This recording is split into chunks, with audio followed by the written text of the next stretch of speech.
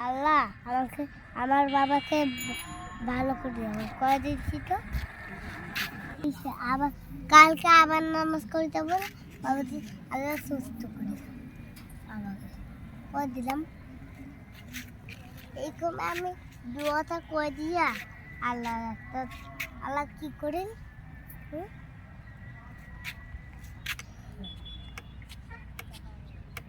আল্লাহ আল্লাহ কি হন